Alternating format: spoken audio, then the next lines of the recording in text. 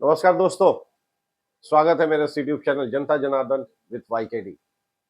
जो बात आज मैं बताने वाला हूं वो आधी नहीं पूरी सुनने लायक है। इसलिए मेरे इस चैनल को आप सब्सक्राइब कर लें, बेल आइकन जरूर दबा दें ताकि जो भी वीडियो मैं आप लोगों के लिए भेजूं तो तुरंत नोटिफिकेशन मिले, और लाइक भी करें और अपने दोस्तों को फॉरवर्ड भी करें। आज का विषय बंगाल में डर का माहौल। ऐसा क्यों?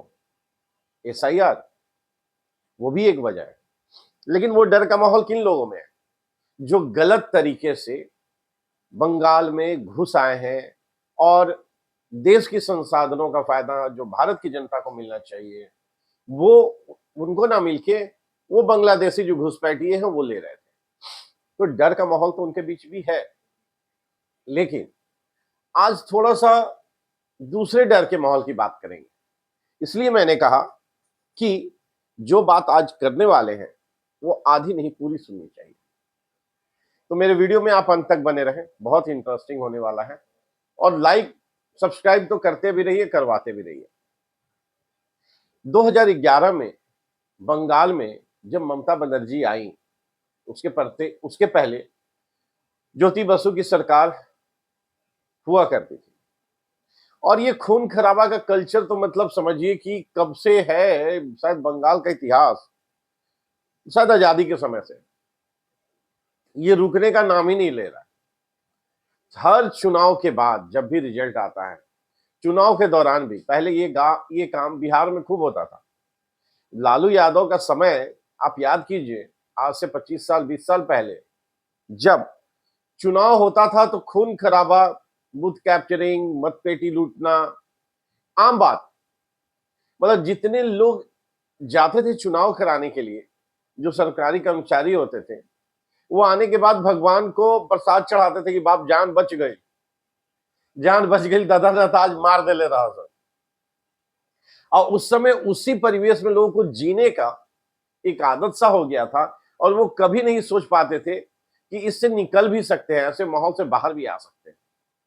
लेकिन नीतीश सरकार आई और वो धीरे धीरे समय बदला, और आज 2025 का बिहार विधानसभा चुनाव पहला ऐसा चुनाव रहा जो बहुत ज्यादा खून खराबा, सिर्फ एक आध घटना को छोड़ दे, वो मोकामा वाला, उसको छोड़ दे तो बहुत ऐसा कोई घटना नहीं घटा। बाकी तो नेताओं का बहिष्कार और ये सब तो होते रहना चाहिए, ये अच्छी बात है, लोकतंत्र है।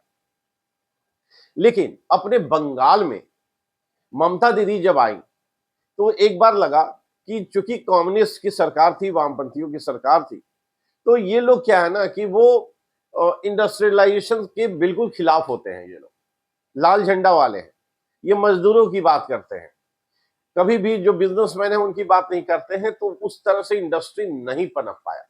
जबकि कहते हैं लोग कि आजादी के समय जो कलकत्ता एक हब होता था, पूरे पोर्ट वगैरह होते थे और वहां बिजनेस का हब होता था, धीरे धीरे वो सब बर्बाद हो गया। जब ममता की सरकार आई तो एक बार फिर से ये उम्मीद जगा लोगों के बीच में कि हो सकता है कि अब ये खून खराबा रुके और यहां से फिर से एक बार इंडस्ट्री अपना आना शुरू हो।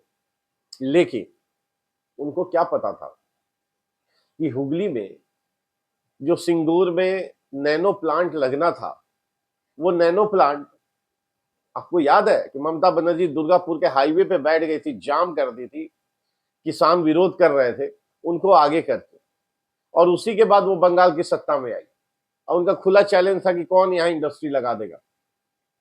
तो अगर कुछ लोग ये उम्मीद पाले हुए थे कि भाई इंडस्ट्री आएगी, वो तो इंडस्ट्री भगा रही थी, और वहीं से वो गुजरात गई कंपनी। मोदी जी फोन किए और वो उस समय बड़ा चर्चा का विषय था कि कैसे 1 रुपए में एक फोन कॉल पे इंडस्ट्री लगा था गुजरात में, प्रोडक्शन शुरू हो गया, आज पूरे सब जगह जा रहा है। तो खैर, एम्प्लॉयमेंट बंगाल के लोगों को नहीं, गुजरात के लोगों के नसीब में था। लोग बोलते हैं कि गुजरात कैसे विकास किया, वो ऐसे ही किया। पॉलिटिकल व्हील पावर होना बहुत जरूरी है। अब वो व्हील पावर अपने परिवार के लिए है कि समाज के लिए, ये बड़ा डिफरेंस करना जरूरी है। सुनने वाले मेरे जितने दर्शक हैं, जितने भी मेरे सब्सक्राइबर हैं, वो इस पे जरूर चर्चा करें कि पॉलिटिकल व्हील पावर कैसे समाज के विकास को आगे बढ़ाता है, और कैसे एक पॉलिटिकल पावर अपने परिवार के विकास को आगे बढ़ाता है। अब वो समय नहीं रहा 20-25 साल पहले कि केवल प्रिंट मीडिया होता था या रेडियो और टीवी पे दूरदर्शन होता था। बाढ़ सा आया हुआ है, मतलब कहिए ना कि हर तरफ नॉलेज का बाढ़ आया हुआ है। अब जरूरत यह है कि आप उस समुद्र में से क्या निकालते हैं, अपने जरूरत का चीज निकाल लीजिए, आपको समझ में आ जाएगा। और ये गुलामी की मानसिकता तो बिल्कुल छोड़ देना चाहिए। हम क्यों करेंगे किसी एक पार्टी एक दल की गुलामी? अगर वो दल समाज के लिए काम कर रहा है, डेवलपमेंट के लिए कर रहा है, सुख शांति के लिए कर रहा है, तब तो भाई उसको आशीर्वाद देंगे। गुलामी क्यों करेंगे? साले हमारे वोट पे ये लोग सरकार बनाते हैं और हम गुलामी करेंगे? नहीं, इनको गुलाम होना पड़ेगा। ये मानसिकता बदलना होगा आपको और हमको। अगर आप नहीं बदलते हैं तो फिर वैसे ही होगा। लालू यादव का परिवार आगे बढ़ेगा, मुलायम सिंह का परिवार बढ़ेगा, राहुल गांधी का परिवार बढ़ेगा, जेएमएम का से हेमंत सोरेन का सरकार परिवार बढ़ेगा। आप कहीं किसी स्टेट में जाए, ममता बनर्जी का परिवार आगे बढ़ेगा, मतलब शरद पवार का बढ़ेगा। बढ़ते चले जाइए, हर स्टेट में एक एक परिवार है। क्यों करेंगे यार गुलामी? हमको रोजी रोटी अपने मेहनत से कमाना, गुलामी हम लोग करेंगे? उनको करना है हमारी। तो ये सोच अब बदलने का समय आ गया है। और आप लोग भी कमेंट के माध्यम से बताइए कि आप मेरे इस विचार से कितना सहमत है। और आप वीडियो में बने हुए हैं, इसके लिए भी बहुत बहुत धन्यवाद। आप पूरी बात सुनिए और समझिए कि कैसे आज बंगाल में डर का माहौल है। वहां पे विकास के नाम पे कुछ भी नहीं दिख रहा है। लोग बाहर निकलते हैं, हाईवे पे जाते हैं तो दिखाई देता है कि सेंट्रल गवर्नमेंट का इतना प्रोजेक्ट चल रहा है, लेकिन वो बंगाल में कहीं नजर नहीं आ रहा, क्योंकि ममता दीदी करने नहीं दे रही है। आप बीजेपी स्टेट में चले जाइए और बंगाल में चले जाइए, लगेगा कि कहां 1947 में चले हैं, इतने का डिफरेंस है। तो वहां की आम जनता, जो राष्ट्रवादी जनता है, वो चाहे मुस्लिम ही क्यों ना हो, वो सब इसी इंतजार में बैठे हैं कि जरा चुनाव आने दो, वोट तो हम ही को डालना है।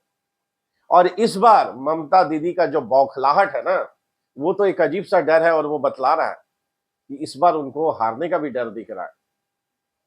तो जनता भी इंतजार में है और बाकी दल भी इंतजार में कि इस बार सत्ता परिवर्तन हो और वहां भी विकास की गंगा बहे, लोग सुख शांति से रहे। क्यों मारकाट करेंगे? समाज में जब दंगा फसाद होता है तो दोनों को ही लॉस होता है। नेता तो अपने घर में एसी रूम में बैठे हुए। अभी एक चैनल 4 PM है, उनके बारे में तो भाई क्या कहें। वो अपना बता रहे हैं कि भाई हम टॉप 2 साल से टॉप पे हैं। तो साले झूठ सच फैला ही बा, तो तारे सब देखिए सर, इस उम्मीद में देखिए सर कि शायद सच हो जाए। मतलब उस ज्योतिष को बैठा के हमेशा सेंट्रल के गवर्नमेंट को गिराते रहते हैं, मोदी शाह दोनों को बर्बाद करते रहते हैं, बिहार सरकार को गिराते रहते हैं, घंटा कुछ होना फर्क पड़ा। मतलब मोदी योगी में लड़ाई कराना, मतलब क्या पागलपंती है। वो दूसरे को बताते हैं इनका मंगल भारी है, हमको तो लगता है पंडित जी का मंगल भारी। हमेशा अगला झूठ बोलता है भाई। आज एक दुबे जी हैं, वो स्क्रीनशॉट लगा दे रहे हैं 4 PM का, आज का ही है।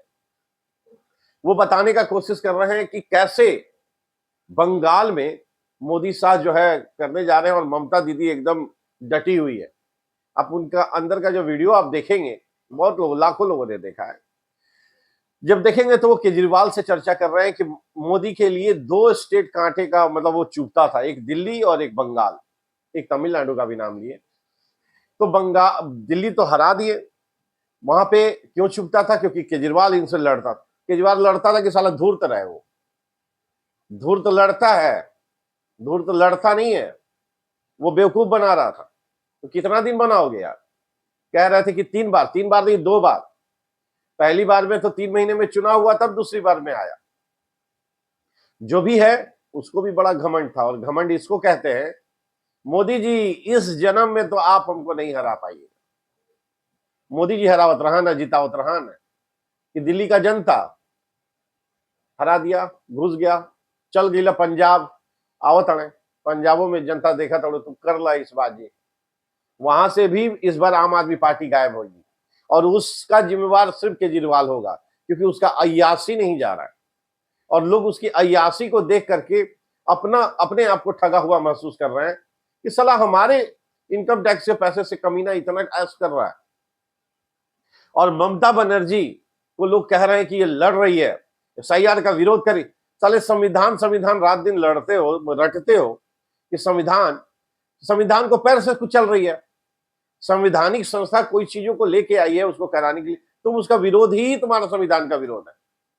मतलब जनता नहीं देख रही है इन सब चीजों को, जनता तो देख रही है ना कि कैसे तुम बेवकूफ बना रही हो। तो ममता दीदी के अंदर डर का माहौल बहुत भयानक है, और वहां जिस तरीके से नीचे लेवल तक क्राइम, क्रिमिनल, जो स्मगलिंग, और मतलब केवल और केवल, अब जरा विरोध करके देख लीजिए, अगले दिन आपका लाश मिलेगा, कहेगा सुसाइड कर लिया। आज जो बीएलओ मर रहे हैं ना, सेंट्रल गवर्नमेंट को जगना चाहिए, सुप्रीम कोर्ट को भी संज्ञान लेना चाहिए कि अचानक बीएलओ क्यों सुसाइड करने लगे, उनको मारा जा रहा है, इसका जांच होना चाहिए।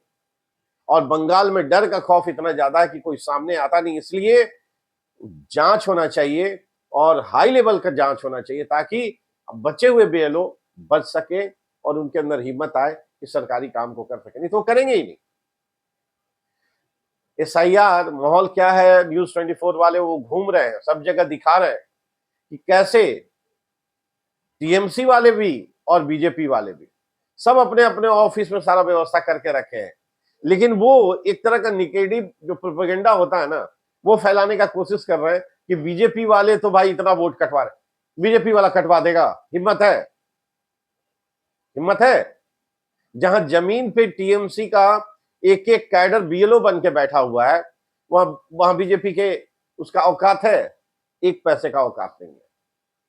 वहां जनता थोड़ी, बंगाली जनता थोड़ी जिद्दी होती है, वो नियम कानून से चलने वाली होती है, उसको लंच फन पसंद नहीं होता, बहुत बर्दाश्त कर लिया इन लोगों ने।